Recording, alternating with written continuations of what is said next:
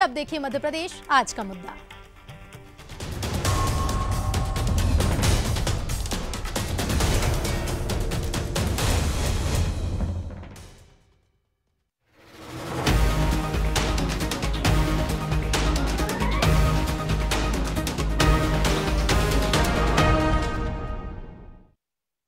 प्रेम से निमंत्रण दो तो निमंत्रण पे भी प्रश्न उठाते हो, निमंत्रण ठुकराने का भाव लाते हैं। क्या दुर्भाग्य परमात्मा, ऐसा अभागा तो कोई पृथ्वी पे कौन हो सकता है। उन लोगों का अभागापन हम कैसे दूर करें जिन्होंने रामलला के न्योता को ही ठुकरा दिया। 2023 विधानसभा चुनाव में हार के बाद कांग्रेस अपने भाग्य को कोस ही रही थी कि अब राम मंदिर को लेकर भी कांग्रेस अभागी कही जा रही है। राम मंदिर का निमंत्रण ठुकराने के बाद बीजेपी कांग्रेस को अभागा बता रही है। शुक्रवार को सीएम मोहन यादव ने अयोध्या के लिए 5 लाख लड्डू रवाना किए।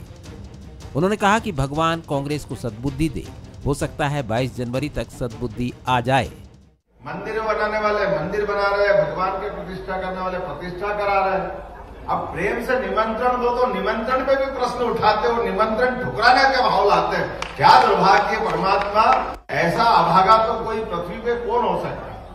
लेकिन ये अभागे तो है ही है और एक बड़े दल के नेतृत्व करता भी। चलो भगवान, हम तो उनको भी सद्भावना की कामना करते हैं, महाकाल उनको भी सद्बुद्धि दे, हो सकता 22 तारीख तक समझ में आ जाए। बजरंग दल के पूर्व राष्ट्रीय अध्यक्ष और राम मंदिर आंदोलन के दिग्गज चेहरे रहे जयभान सिंह पवैया ने भी कांग्रेस को अभागा तो बताया ही। मंथरा से तुलना करते हुए तीखा तंज कसा, तो साथ ही कांग्रेसी हिंदुओं को सौगंध भी दे दी।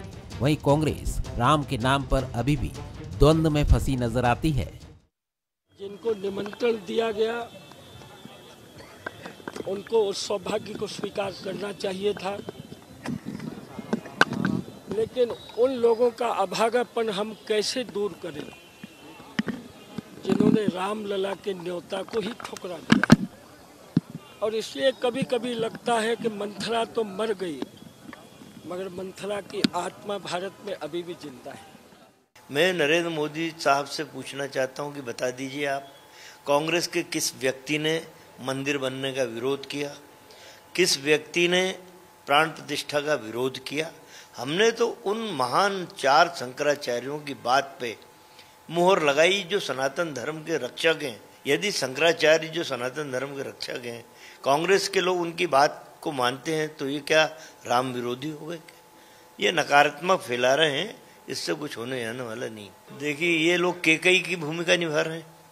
हिंदुस्तान में इनकी भूमिका केकई जैसी है। यदि हम मंत्रा है तो केकई। राम मंदिर को लेकर बीजेपी का कांग्रेसी हिंदुओं से आह्वान असर भी दिखा रहा है। बीते दिनों कांग्रेस ने राम मंदिर निमंत्रण को लेकर जो स्टैंड लिया, उसके बाद अपनों ने ही पार्टी को खरी खरी सुनाई। कुछ ने राम मंदिर जाने को कहा, तो कुछ नेता पार्टी से दूरी बना रहे हैं। ऐसे में सवाल ये उठता है कि क्या कांग्रेस राम मंदिर के मुद्दे पर कहीं यू टर्न तो नहीं ले लेगी। सवाल नंबर 1, क्या निमंत्रण ठुकराकर कांग्रेस ने बड़ी गलती की है? सवाल नंबर 2, कांग्रेस अपने स्टैंड पर बीजेपी से ज्यादा अपनों से घिर गई है? सवाल नंबर 3, ताला खुलवाने का दावा करने वाली कांग्रेस इसे भुना क्यों नहीं पाई? नमस्कार, मैं हूं रितु सिंह और हमारा आज का मुद्दा है राम राज्य 24 का भाग्य। 2024 लोकसभा चुनाव से पहले राम नाम की गंगा में सियासत भी गोते लगा रही है। कांग्रेस के निमंत्रण ठुकराने के बाद बीजेपी ने कांग्रेस को अभागा बताया। कांग्रेस के अपने ही पार्टी के स्टैंड से दूरी बना रहे हैं और इस सियासत में मंथरा और कैकई भी आ चुकी है। बीजेपी कांग्रेस की बयानबाजी, 2024 के समीकरण और कांग्रेस के असमंजस पर आज हम चर्चा करेंगे। 3 मेहमान हमारे साथ जुड़ रहे हैं। बीजेपी प्रवक्ता हैं दुर्गेश केशवानी जी, कांग्रेस से पक्ष रखेंगे स्वदेश शर्मा जी और एग्जीक्यूटिव एडिटर शैलेंद्र सिंह राजपूत जी हमारे साथ जुड़ रहे हैं और इसके साथ ही वरिष्ठ पत्रकार जय नागड़ा जी भी हमारे साथ जुड़ रहे हैं। आप सभी का स्वागत है बंसल न्यूज पर। और चर्चा की शुरुआत में सबसे पहले स्वदेश जी, आपके पास मैं आना चाहूंगी। अभागा, कांग्रेसी हिंदू, मंथरा से तुलना, कई नए शब्द आज सुनने को मिले हैं। 2 दिन का समय शेष बचा है, लेकिन क्या आपको नहीं लगता है जिस तरह के शब्दों का प्रयोग बीजेपी कर रही है उसके लिए जिम्मेदार खुद कांग्रेस है? क्योंकि कांग्रेस की ओर से किसी एक पक्ष की बातचीत या फिर एक स्टैंड नजर नहीं आ रहा है। देखिए, सबसे बड़ी बात तो ये है, आज प्रभु राम पर राजनीति करने वाले लोग ये भी भूल गए हैं कि आप अभागा किसे कह रहे हैं, मथुरा किसे कह रहे हैं। मैं समझता हूँ कि इनको सद्बुद्धि आनी चाहिए। जब इनकी पार्टी के अध्यक्ष हुआ करते थे माननीय मुरली मनोहर जोशी, 1991 की ये घटना है, जयपुर का ये जिक्र है। उन्होंने साफ कहा था, इसको कैमरे में दिखाया जाए, ये उसी समय का पेपर कटिंग है बड़े अखबार का, और मैं आज निकाल कर लाया हूँ इसको। इसमें उन्होंने साफ कहा है कि भाजपा स्तर पर मंदिर का निर्माण नहीं होगा। हेडलाइन दिखाई दे रही होगी शायद स्क्रीन पर जी। तो जब भाजपा का भी स्टैंड पहले क्लियर था, तो आज ये भारतीय जनता पार्टी घर घर चावल क्यों बांट रही है? और मंथरा भी बोलो कह रहे हैं, मैं व्यक्तिगत टिप्पणी करना नहीं चाहता हूँ, कितने भाग्यवान हैं पवैया जी, जयभान सिंह पवैया, ये सब जानते हैं। ये हमें अभागा कह रहे हैं। अरे भाई, आप प्रभु राम चर्चा का विषय नहीं है, प्रभु राम बहस का विषय नहीं है। परम शांति का नाम प्रभु राम है, और परम शांति इसमें है कि सनातन संस्कृति लेकिन स्वदेश जी, अगर आप परम शांति की बात कर रहे हैं तो निमंत्रण स्वीकार कर लेते, समारोह में पहुंच जाते, तो शायद बयानबाजी भी शुरू नहीं होती। बहुत अच्छा इंटरप्ट करके सवाल किया है आपने। निश्चित रूप से किया जाना चाहिए था, लेकिन ये हमारा देश सनातनी है और सनातन के रक्षक हैं शंकराचार्य, क्योंकि हमारी एक सनातन में परंपरा है, जगत गुरु ब्राह्मण, ब्राह्मण गुरु सन्यासी, और सन्यासी गुरु धर्म गुरु शंकराचार्य। शंकराचार्य जब इससे दूरी बनाई, दूरी क्यों बनाई? कि मंदिर का निर्माण पूर्ण नहीं हुआ है। ठीक है, देखिए, और रामनवमी आने वाली है, उसके पहले आचार संहिता न लग जाए तो लोकसभा चुनाव को मद्देनजर रखते हुए भारतीय जनता पार्टी ने इसका पोलराइजेशन किया है। पूरी बात होने दीजिए, पोलराइजेशन किया है। ये राजनीति का अखाड़ा प्रभु राम को बना दिया है। एक संत महात्मा का आज ही मैंने वीडियो देखा है, वो ये कह रहे थे कि वहाँ प्लास्टिक के पिलर लगा दिए गए हैं, कहीं ऐसा ना हो, दुर्भाग्य ना हो। संत महात्माओं की बात कर लीजिए, शंकराचार्यों की बात कर लीजिए, लेकिन कांग्रेस की अगर विचारधारा एक है, तो कांग्रेस के सभी नेता, चाहे वो किसी भी स्तर का नेता हो, चाहे वो एक कार्यकर्ता भी हो, अलग अलग बयान क्यों देता है, अपना स्टैंड अलग अलग क्यों रखता है? कोई जाना चाहता है, कोई नहीं जाना चाहता है। कांग्रेस ने किसी को रोका नहीं है, जो क्योंकि हम रोज सुंदरकांड का पाठ करते हैं, हनुमान जी की पूजा करते हैं, प्रभु राम हमारे आराधना के केंद्र हैं। तो मैं समझता हूँ जब मेरे हैं तो सभी के हैं, और ये सनातनियों का देश है, रोका किसी को नहीं है। लेकिन अस्वीकार सिर्फ इसीलिए किया है कि जहाँ सनातन के रक्षक शंकराचार्यों की बात को नहीं सुना जा रहा है, उनका जहां अपमान हो रहा है, निश्चित रूप से ये चुनावी इवेंट भारतीय जनता पार्टी और आरएसएस का है। प्रभु राम का अगर वास्तव में निर्माण होना था, मंदिर का उनका प्राण प्रतिष्ठा होना था, तो रामनवमी को होना चाहिए था ना। अगर इनके मन में पाप नहीं था, इनके मन में राजनीति नहीं थी, तो रामनवमी को कितने दिन रह गए? ठीक है, रामनवमी पर भी हम चर्चा करेंगे। लौटूंगी मैं आपके पास। दुर्गेश जी, आस्था देखिए व्यक्तिगत होती है, कांग्रेस जाना चाहती है, नहीं जाना चाहती है, ये कांग्रेस का विषय और कांग्रेस की सोच को दर्शाता है, लेकिन क्या बीजेपी से मुद्दा बनाती जा रही है?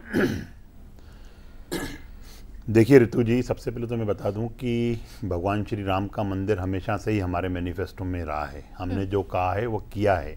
हमारे कांग्रेस के साथी तो हमेशा ही पूछते थे कि रामलला हम आएंगे, मंदिर वहीं बनाएंगे, तारीख नहीं बताएंगे। और जब से तारीख पता पड़ी है इनको, तब से ही ये विचलित हैं, बिल बिला रहे हैं, तिल मिला रहे हैं। कभी इनका कांग्रेस का कोई नेता बोलता है कि हम शंकराचार्य जी की बात कर रहे हैं।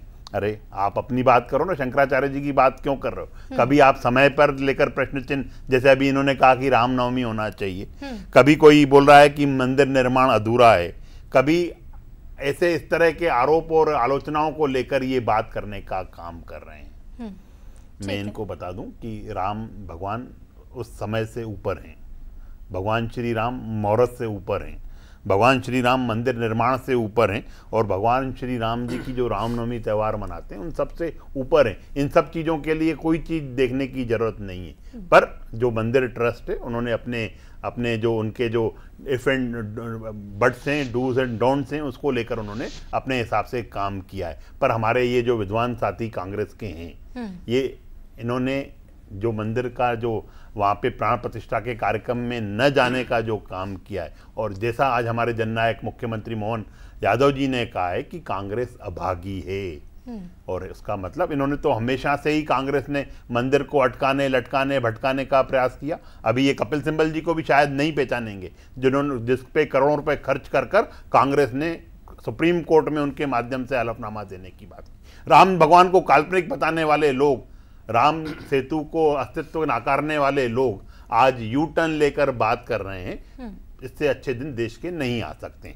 रही बात आप नहीं जाइए, आप अगर जाते तो निश्चित रूप से आपने जो मंदिर को अटकाने लटकाने भटकाने का प्रयास किया, आपने मंदिर को रोड़े डालने का काम किया, राम जी के अस्तित्व पर प्रश्न करने का काम किया, उन सब पापों का प्रायश्चित हो जाना चाहिए था आप अगर जाते तो। पर आपको तो प्रायश्चित करना ही नहीं है, आपको एक विशेष वर्ग की राजनीति करनी है, एक विशेष वर्ग को खुश करने के लिए आप आगे बढ़ते हो और उसी को खुश करने के लिए आप शंकराचार्य का ओढ़ लेना चाहते हो, आप समय की ओढ़ लेना चाहते हो, आप कभी रामनवमी की बात करते हो। अरे आप क्या पंडित और पुजारी हो गए क्या? जो वहां पे ट्रस्ट है वो सब अपने काम देख रहा है। आप तो ये बताइए कि नहीं जाने का कारण जो है कांग्रेस को, वो निश्चित रूप से आने वाले समय में, बस एक छोटी सी बात पर अपनी बात खत्म करूंगा ऋतु जी, ये जनता की नब्ज को नहीं टटोल पाए, ये जनता के मन को नहीं जान पाए, इसलिए 440 से 40 पे आ गए। और अब जो इन्होंने नकारा है अभागी कांग्रेस, इस बार अपना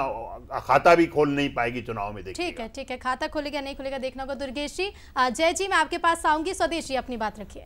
देखिए सबसे बड़ी बात तो ये हमारी मित्र ने ठीक है दुर्गेश जी, नहीं मैं पहुंचूंगी जय जी के पास, लेकिन स्वदेश जी कुछ कहना चाह रहे हैं, वो जवाब सुन लेते हैं। इन्होंने सबसे पहले कहा कि मंदिर वहीं बनाएंगे, ये 2010 का पेपर कटिंग में ढूंढ के लाया है, इस पे फोकस किया जाए। 2010 में इन्होंने कहा था मंदिर, क्या मंदिर वहीं बन रहा है?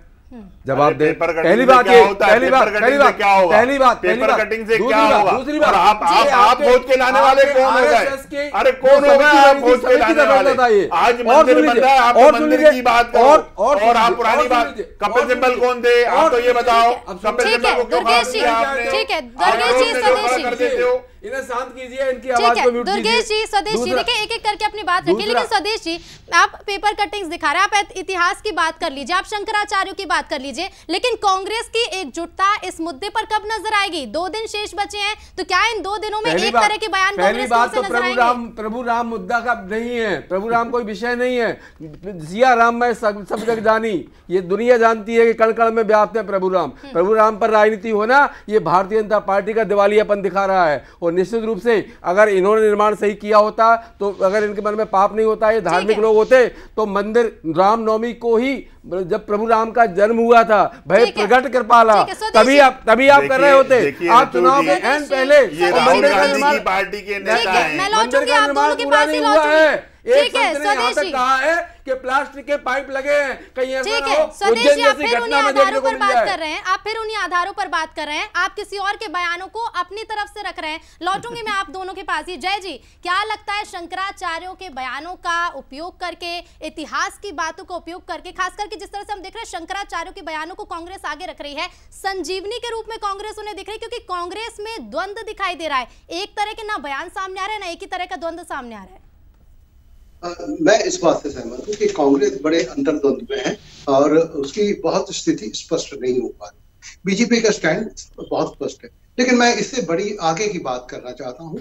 देखिए, राम जो है वो काल, समय और सारी सीमाओं से परे है, वो संपूर्ण मानवता के आदर्श है, हम उसको मर्यादा पुरुषोत्तम कहते हैं। और भगवान राम ने कभी बहुत छोटी राजनीति नहीं, उन्होंने तो अपने शत्रु रावण को भी सम्मान दिया और विभीषण को भी जीतने के बाद में वो लंका लौटा दी। और आप ये देखिए कि बहुत उदारता का प्रतीक है वो हमारी भारतीय जनमानस की पूरी बहुत उदार रवैये के साथ। यदि हम उस राम के साथ भी यदि हम बात करते हैं और अहंकार यदि रावण जैसा रखते हैं, तो मुझे लगता है कि हमें कोई हक नहीं है राम की बात करने। तो पहली बात यह है कि बहुत उदारता के साथ में, और इसको बहुत संकीर्ण राजनीति से नहीं देखा जाना चाहिए। और जहां तक शंकराचार्य का है, उनका अपना मत है। मुझे लगता है कि पहले हमको स्पष्ट हो जाना चाहिए कि ये एक राजनीतिक आयोजन है या धार्मिक आयोजन है। यदि धार्मिक आयोजन है तो निश्चित रूप से शंकराचार्यों की बात को तवज्जो दी जानी चाहिए, क्योंकि वो हमारे धर्म प्रमुख है। तो मुझे लगता है कि यदि ये राजनीति है तो फिर इसमें राजनीति की बात होनी चाहिए, फिर न शंकराचार्यों की बात होनी चाहिए न किसी और की। ये बात सही है कि बीजेपी ने इसको मुद्दा बनाया था और इसका लाभ उसको मिलता हुआ दिख रहा है, इससे इनकार नहीं है। लेकिन मुझे लगता है कि इसको इतनी संकीर्णता के साथ देखना किसी भी रूप में ठीक नहीं है। देखिए, जो बीजेपी के साथ नहीं है या उस विचारधारा के साथ नहीं है, वो भी भगवान राम के साथ है, इस बात से कौन इनकार करता है। और इवन आप तो हमने कई ऐसे किस्से हमारी न्यूज चैनल्स पे, अखबारों में देखे, कई मुस्लिम बच्चियां अपना पैदल निकल करके अयोध्या तक पहुंच रही है। तो मुझे लगता है कि वो जाति, धर्म, सब चीजों से संपूर्ण मानवता के लिए है। और इसको हम यदि पार्टियों में बांट के देखते हैं तो ये बहुत संकीर्णता होगी और ये हमारा छोटापन होगा राम को देखने का। बिल्कुल जय जी, बिल्कुल सही भगवान कह रहे हैं राम आप कि को बेहद बहुत जरूरी उदार भी है कि कोई भी एक पार्टी उसी से लेकर के साथ जी उस राजनीति कार्यक्रम की ओर ना लेके जाए। गरिमा ठीक है भी जय जी, मैं लौटूंगी आपके पास। शैलेंद्र जी भी हमारे साथ बने हुए। शैलेंद्र जी, लगातार हम देखिए बयानबाजी देख रहे हैं, ये खबरें देख रहे हैं और जिस तरह से अंतर कलह कह लीजिए, अंतर्द्वंद कह लीजिए, कांग्रेस की ओर से भी सामने आ रहे हैं बयानबाजी में। हालांकि बीजेपी भी पीछे नहीं है, लेकिन जिस तरह के हमले बीजेपी की ओर से किए जा रहे हैं, ना तो हम उस तरह के जवाब कांग्रेस की ओर से देख रहे हैं। और क्या लगता है 2 दिन बचे हैं, ये जो राजनीति इसे मुद्दा बनाकर शुरू हुई है, किधर जाती हुई नजर आएगी और कहां जाकर थमेगी? देखिए ऋतु, अगर हम इतिहास से लेकर अभी तक की पूरी स्थिति को देखें तो आस्था और धर्म और राजनीति, ये अब इस पे एक पॉइंट ऐसा आ गया है भारतीय राजनीति में कि अब इससे आगे का रास्ता तय होगा। लेकिन अगर हम पीछे जाए तो कांग्रेस जो है हमेशा द्वंद्व में रही है आस्था और राजनीति को लेकर। महात्मा गांधी और जवाहरलाल नेहरू के समय से ही महात्मा गांधी ये मानते रहे कि आस्था का राजनीति से संबंध होना चाहिए, जबकि नेहरू जी इसके हमेशा खिलाफ रहे। तो वो जो परंपरा चली आ रही थी वो अभी तक वो द्वंद्व में कांग्रेस फंसी हुई नज़र आती है। जहाँ तक बीजेपी का सवाल है तो इसमें हम 2 ईरा में अगर इसको बांटें तो 1980 में जब बीजेपी का उदय हो रहा था और 2014 में जब मोदी युग का उदय हो रहा था, दोनों में भी आप अंतर पाएंगे। 1980 से लेकर चाहे अटल बिहारी जी का समय हो, अडवाणी जी का समय हो, उस टाइम एक संकोच नज़र आता था बीजेपी में कि धर्म और आस्था को कैसे मिलाया जाए, एक बहाना लेकर वो मिलाती थी। लेकिन 2014 के बाद बीजेपी का स्टैंड बहुत क्लियर है, वो स्पष्ट राजनीति को आस्था से उसके गठजोड़ को उसने एक नया रूप दिया है और वो अयोध्या में चरम पर आपको दिखेगा। लेकिन कांग्रेस को जरूर सोचना होगा क्योंकि ये दुविधा अभी भी उसके सामने है। और देखिए, अगर जो शंकराचार्य जी का जो स्टैंड है या जो उनकी नाराजगी है उसको ढाल बनाया है कांग्रेस ने, लेकिन इस पूरी बयानबाजी को या इस पूरे कांग्रेस के स्टैंड को लीड कौन करते हुए दिख रहे हैं? दिग्विजय सिंह, जिनकी बीजेपी ने एक हिंदू विरोधी छवि बनाकर रखी हुई है। तो कांग्रेस को ये भी सोचना होगा कि अगर उसको एक मौका मिला है शंकराचार्य के बहाने, तो कौन लीड करे, कौन बयानबाजी करे या इसको कौन फ्रंट पे रहे। तो ये कांग्रेस की तरफ से गफलत हो रही है, कहीं ना कहीं रणनीति में वो चूक कर रही है। जी ठीक है, बिल्कुल बिल्कुल। शैलेंद्र जी, स्वदेश जी, आप रामनवमी की बात कह रहे थे। देखिए 22 जनवरी की जब बात होती है, कांग्रेस ये कहती है कि 22 जनवरी का दिन ही क्यों, रामनवमी के दिन प्राण प्रतिष्ठा क्यों नहीं? तो आपको ये नहीं लगता है कि अगर रामनवमी के दिन प्राण प्रतिष्ठा की जाती तो एक मौका होता कांग्रेस के पास ये कहने का कि अब तो चुनाव बेहद नजदीक और ये वोटर्स को अपनी ओर साधने की कोशिश कर रहे हैं, इसीलिए एंड वक्त पर प्राण प्रतिष्ठा की जा रही है? बिल्कुल, रामनवमी को जो होता है तो शंकराचार्यों का विरोध भी नहीं होता और सनातन संस्कृति की वास्तव में रक्षा हो रही होती। ये राजनीतिक इवेंट नहीं कहलाता। फिर ये पास मुहूर्त को लेकर बयानबाजी करने का मौका बचता? अगर ऐसा होता नहीं, बात मौके की नहीं है। ये राम जन्मभूमि के पट खुलवाने का काम राजीव गांधी ने किया था, लेकिन उस पर राजनीति कभी नहीं की। विश्व हिंदू परिषद को चाबी सौंपवाई थी, कभी उस पर राजनीति नहीं की। मैं समझता हूं ये भारतीय जनता पार्टी का एजेंडा है, आरएसएस का एजेंडा है। अब आप बताइए, ये पूरे देश में चावल बंटवा रहे हैं, 140 करोड़ का देश है। अयोध्या में क्या 140 करोड़ लोग अगर उमड़ पड़े तो रहने की व्यवस्था है, रुकने की व्यवस्था है? नहीं। ये इनका स्टंट है, जिनकी एजेंडा है, जिनकी राजनीति है। अरे हम तो घर घर बनाते ही है, हमारे मंदिर बनाने की बात की जा रही है, सभी से नहीं कहा जा रहा है कि आप 22 जनवरी को अयोध्या पहुंचाइए, आप व्यवस्थाओं की बात करने लगे हैं। ऋतु जी, तो ये भारतीय जनता पार्टी धर्म की ठेकेदार तो नहीं है कि जो धर्म की ठेकेदार हो कि ये निमंत्रण दे वहां जाके। ये आरएसएस भाजपा का इवेंट है, इस इवेंट के लिए वो आमंत्रित करने का काम कर रहे हैं। हम तो रोज पूजा करते हैं, अभी जाकर पूजा करेंगे शाम को। आस्था है, आस्था में आप भी शामिल हो सकते हैं। आस्था में शामिल होने के लिए ना किसी को कहा गया है, ना किसी को रोका गया है। जहाँ सनातन संस्कृति का विखंडन हो रहा हो, हम सामने देख रहे हैं। अभी हमारे विद्वान पत्रकार ने भी जैसा कहा है कि शंकराचार्य हमारे धर्म के रक्षक होते हैं, और अगर सनातन परंपराओं का निर्वहन किया जाता तो निश्चित रूप से हम इसमें शामिल होते। लेकिन ऐसा नहीं हुआ। शंकराचार्य हमारे धर्म के रक्षक है। अब शंकराचार्यों की बात नहीं सुन रहे, तो कुल मिलाकर के आपका भाजपा आरएसएस का ये एजेंडा है और एजेंडा को समर्पित रहे। और 22 तारीख के बाद हम सब जाएंगे अयोध्या, अपनी आस्था दिखाएगा। फिलहाल जवाब ले लेते हैं दुर्गेश जी। देखिए ऋतु जी, अभी जैसे जय नागड़ा जी ने इनके पक्ष की बात की, एक हमारे पक्ष की नहीं, तो इन्होंने तुरंत 1 मिनट मेरी बात हो जान दीजिए, मेरी बात तो हो जान दीजिए, मैं समझा रहा हूं इनको। आपका हमारे तस्मे में फर्क है।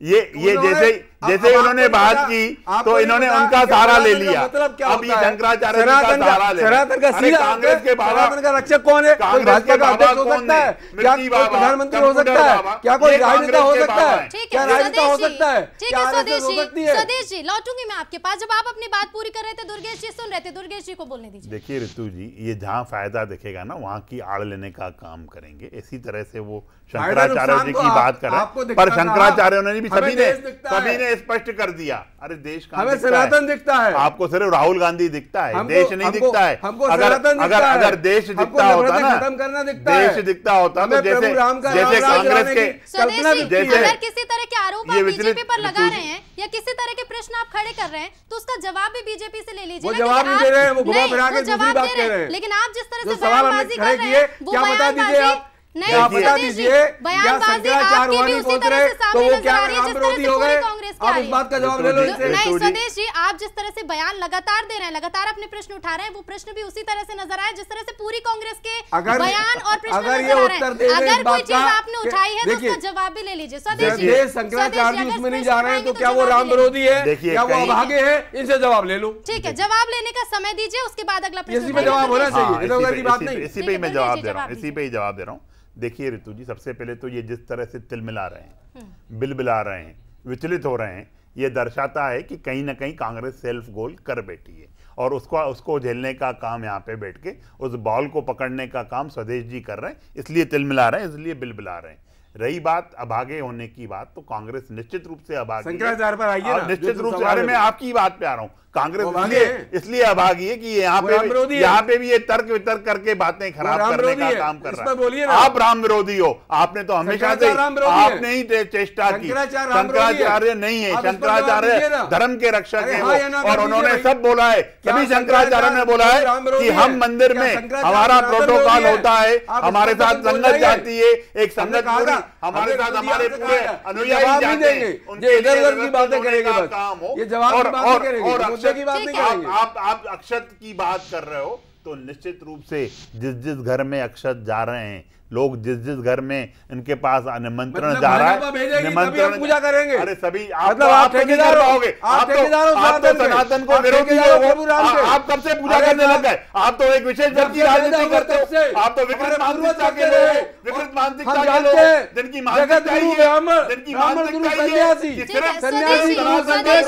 सनातन को डेंगू बताना। दुर्गेश जी, अगर बात पूजा पाठ की होती और धार्मिक आस्था की होती तो हम यहाँ चर्चा के लिए नहीं बैठे होते। बात हो रही है 22 जनवरी की और इस मुद्दे पर कांग्रेस की तरफ से क्लियर स्टैंड नजर नहीं आ रहा है। आपकी बातों से भी समझ में आ रहा है, आप अभी भी शंकराचार्य का पक्ष रख रहे हैं, अपना पक्ष रखिए ना। कांग्रेस का वक्ता है, आप कांग्रेस के साथ हैं, आप कांग्रेस का पक्ष रखिए। हम सनातनी हैं, ठीक है, हम सनातनी हैं, ठीक है। जय जी के पास में जाओ, ठीक है। दुर्गेश जी, स्वदेशी, काफी समय आप दोनों को दिया गया, काफी समय आप दोनों को ही दिया गया। जय जी के पास में जाऊंगी। जय जी, बयानबाजी देखिए लगातार जारी है और सवाल वही है कि 2 दिन शेष बचे हैं। अगर ये बयानबाजी इसी तरह से आगे बढ़ती रहेगी, 22 जनवरी को कितना आगे तक हम मुद्दा बनते हुए देखेंगे?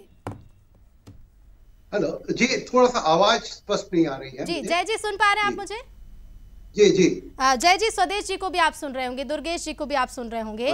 आस्था की बात की जा रही है, लेकिन देखिए मुद्दा तो 22 जनवरी बनता जा रहा है। हम देख रहे हैं जिस तरह से कांग्रेस की ओर से बयानबाजी सामने आ रही है। अभी भी स्वदेश जी की हम बातें सुन रहे, देखिए शंकराचार्य के आधार पर, उन बयानों के आधार पर कांग्रेस आगे बढ़ रही है और बीजेपी भी अपनी तरफ से बयानबाजी तेज कर रही है। क्या लगता है कहां जाकर थमेगा ये मुद्दा?